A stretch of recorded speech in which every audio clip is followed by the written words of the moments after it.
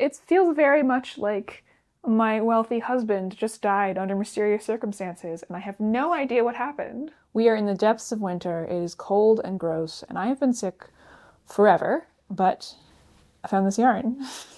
And then I did some swatching, and then I bought some more. This is furry yarn from Silk City Fibers. They sell it on their website, but it's actually a little bit cheaper on Amazon, and there are links to everything in the description. The manufacturer recommends dry clean only, but I put my swatches through the wash, and they held up fine with no shedding. Like, there was no fur in my lint trap. But I ran the first batch through, and the fur wound up a little more clumpy than I'd like. And then I ran the second batch of swatches through and put them in the dryer without a dryer sheet, and the fur is not as clumpy. So that's what I'm going to do with the final garment. The yarn is fairly thin, so it would probably work fine on a standard gauge machine, but I want something that's like light and airy and diaphanous, so I'm working with my bulky. And that creates this kind of thing, which I really like. The original plan for this was to make a big, long duster with peplums and like big balloon sleeves. So I realized after some larger swatches that this material drapes quite a bit. So instead of doing balloon sleeves and a peplum, I'm going to do a regular cardigan duster with like bishop sleeves. So they're going to be bigger at the wrist and like normally shaped up at the shoulder. I'm going to be working with my set in sleeve crew neck pattern with some modifications that I will show you when we get there. And I'm going to make a more in-depth video later, but essentially to turn a pullover into a cardigan, you just split the front in half and then subtract whatever distance you want for the button band. And it's fairly straightforward. I'm not going to make a true button band for this project because I have not yet mastered the techniques, and this is not the project where I'm going to try. Instead, I'm going to use magnetic closures, and I only want one, like right at the waist. So to keep the front edge from curling, I actually added a little bit of half pitch ribbing to this swatch, which you cannot even see because of the nature of this yarn. It's a little more visible on the back, but here's like a little bit of ribbing. But it keeps the edge from rolling up. So let me get my pattern sorted out. It's furry. Look at that. Here's my pattern generator website. We're working with the set in sleeve crew neck sweater. And let me just enter my gauge measurements. And it was a little hard to find the gauge with this yarn. I think I have a pretty close approximation. So for the bishop sleeves, I want the sleeve to be bigger at the wrist. So I think what I'm going to do is start with it making it the same as the bicep circumference and then seeing what we get in the sleeve pattern. 66 stitches, ribbing. So before it was 8, and that's my normal hand circumference that I use for these patterns. And it's telling me for the sleeve 44 stitches. And what I want to do is I'm going to cast onto waste yarn and not knit the ribbing for the sleeve. I'm just going to knit all the way up, and then when I get to the end I will take the live sleeve stitches and reduce them by half and then knit ribbing up for the cuff. So what I want is twice what I'd get for like where it is at the top of the sleeve. So if you were 44, that should be 88, 12, 77. Let's go 15, 82, and then gather depth by half. Yeah, that's fine. Okay. Sometimes you just have to like play with the pattern a little bit to get what you want out of it. So 82 stitches, I have plenty of space for that, and then we're just gonna knit a bunch, and then we're gonna do the rest of the thingy. Now let me figure out how long I want this to be.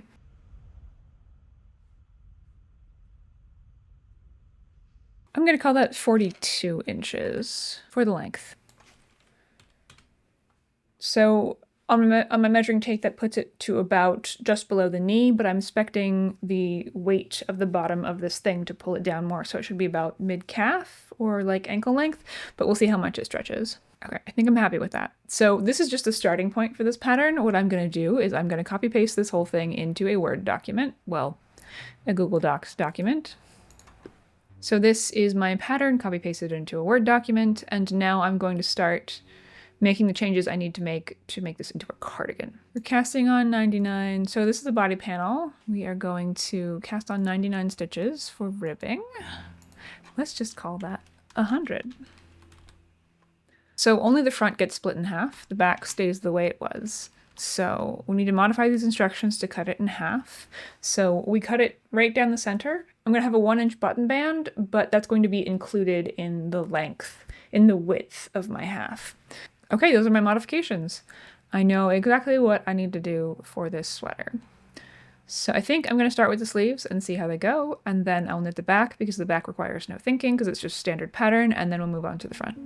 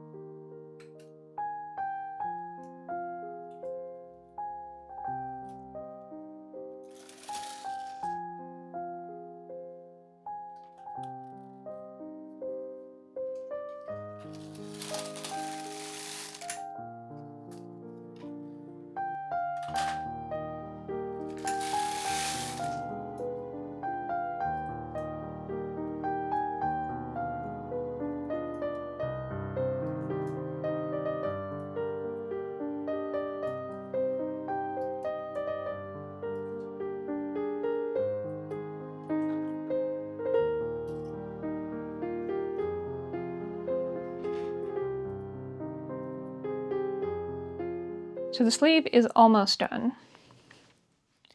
Here is the sleeve head, and here is the cuff. Now we need to actually knit the cuff. So I cast onto waste yarn specifically so that I could gather this up. So what I'm gonna do is take my 2-prong tool and then double up every single stitch on the bed. Let me open these latches.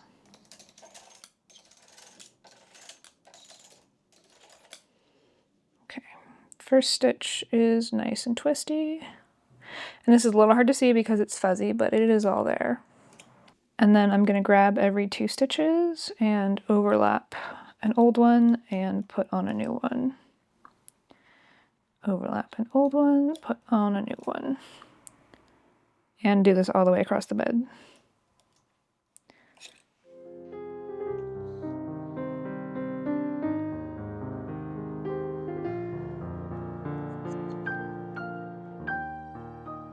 So this is a little bulky with both loops on each needle. I'm not going to transfer this to the bottom bed yet. I'm going to knit one more row to make it a little easier to transfer. So there's our last row. And now we can bring the bottom bed up. I have to pull the sinker plate off first.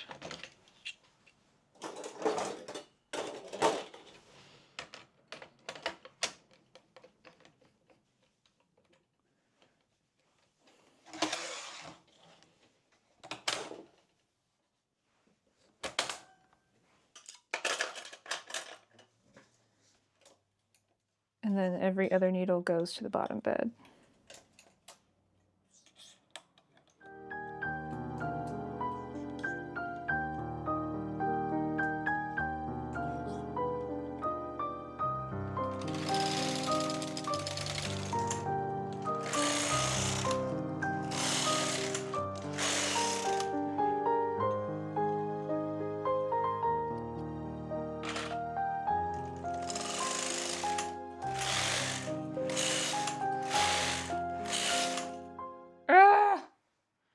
No. I have dropped stitches. This is probably going to unravel all the way to the waist yarn. I have to take it off the bed and start over on this cuff. But I'm going to do it exactly the same way.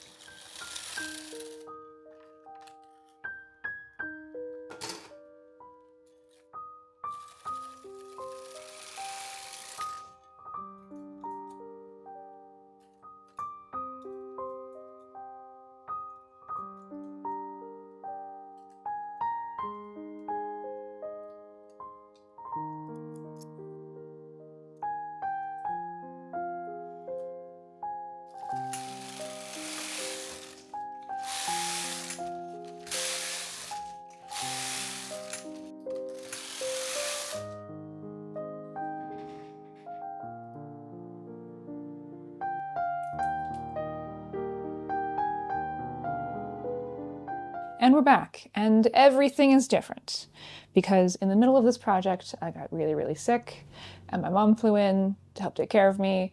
And while she was here, she helped me reorganize my entire crafting space. There will be a video about this at some point. If you want a full health update, I posted a video for channel members. It's over there if you want to see it. Anyway, I finished both of the sleeves, including the cuff ribbing stuff. Where is it? No, the sleeves are massive. Okay, that's the top. That's the cuff.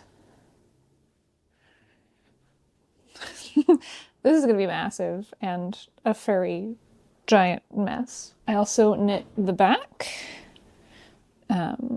Here is the hem all the way up to the top. And I dropped a stitch up here somewhere. Yeah, there it is. I dropped a stitch, and because this is such a fine yarn knit at such a loose tension, it immediately dropped down significantly, but I managed to put a yarn marker in it. I'm just going to latch this back up and get it caught in the side seam when I put the sleeves on, so it's not too big a deal. Let's knit the rest of this.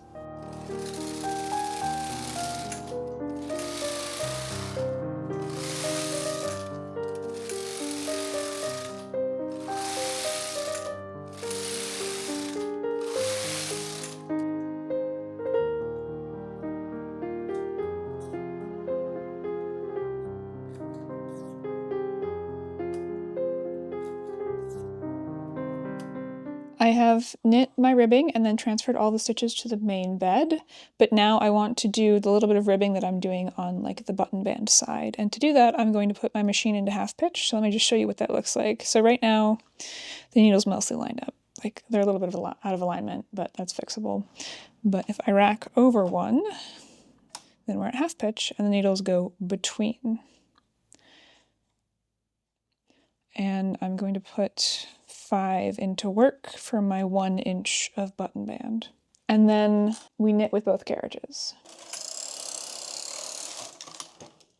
As you can see, these stitches on the bottom have picked up new yarn, and it's going to knit this little bit of ribbing just in this section. I have the bottom carriage on tension 1 and the top carriage on tension 4, just because these stitches are going to get distributed amongst here a little bit. And then we just knit forever.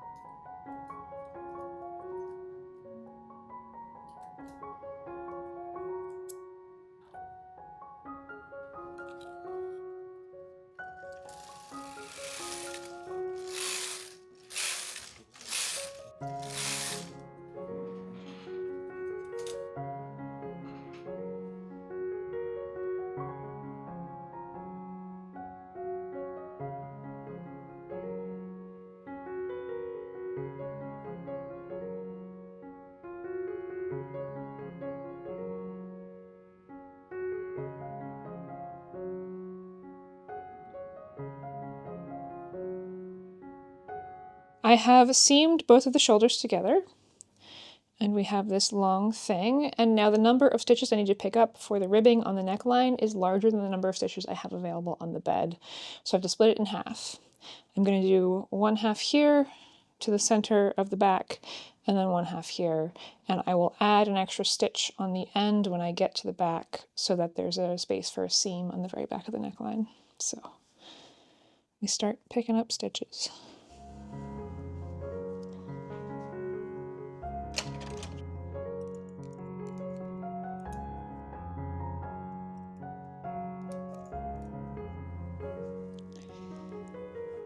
And then I'm just guesstimating the center of the back neckline. We'll call it there.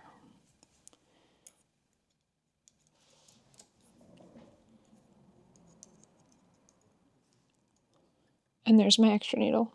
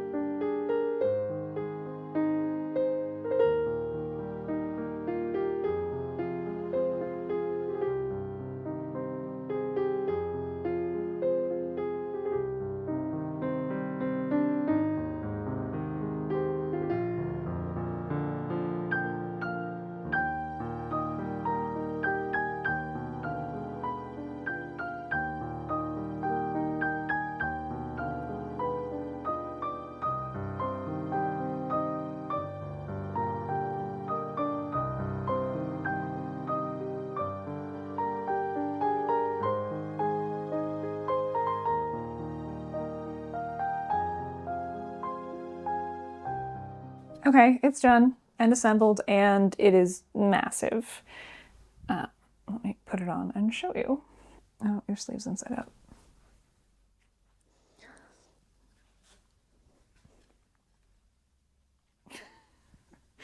Oh, that is very bright on camera. Okay, so the shoulder seams are here where my hands are.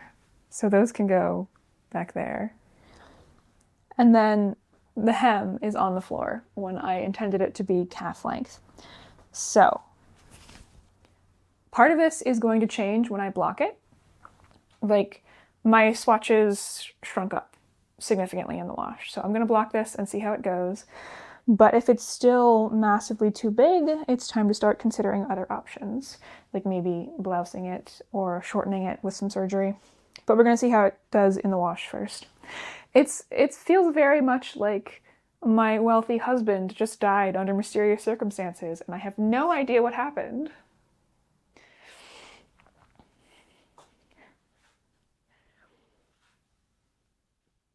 Okay, time to wash this thing. And it should get fluffier after I wash it, because right now the fibers are like caught in the knit, but they'll come out in the wash. Here it is after it's been washed, and you can tell it's a lot more fluffy because the fluff has been released from the knit, but it's still got a few issues. Let me put it on. It is much more the size that I expected it now. And it's no longer dragging on the ground, which is good, but the neckline is still, let me put the shoulders where there should be. The neckline is stretching out significantly. So I'm going to go in and reinforce it with crochet. I'm just going to crochet along under the row of ribbing, which you cannot see at all because this is so furry. But we're getting there. We're getting there. And then I need to put a closure on it. But I want to wait and finish the neckline first so I know where it lays and I know where I want to put the closure. But this is fabulous.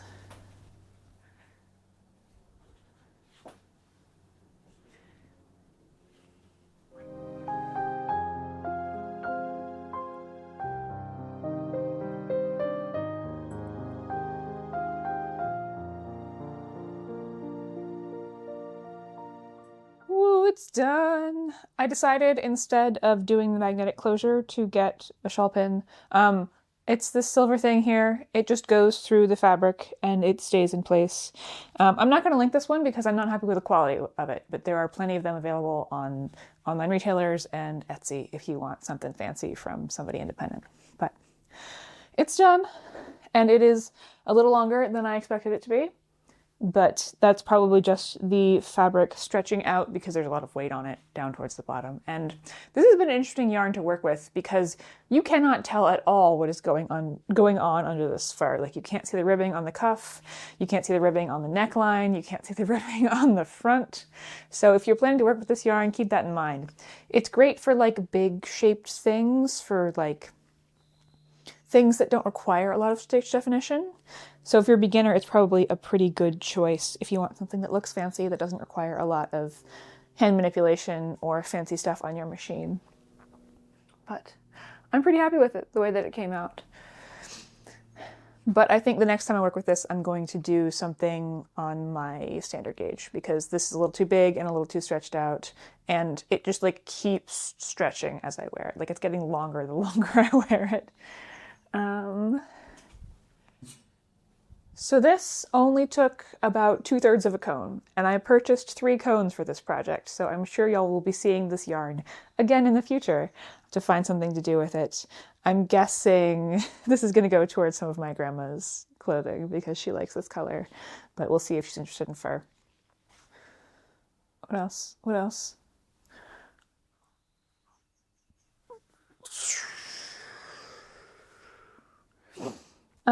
I'd like to say thank you to channel members who make videos like this possible. All channel members get early access to videos, and channel members at the middle tier and up get access to members only videos where I go through like my creative process and so show some behind the scenes stuff. Like, if you want to know why this project was so delayed and why everything looks different now, you can go check out the health update, which is available for everybody. That's the one that's available for everybody. So if you're interested in that kind of thing, you can click the join button down below to get access to all of that fun stuff. Thanks for watching. Happy knitting.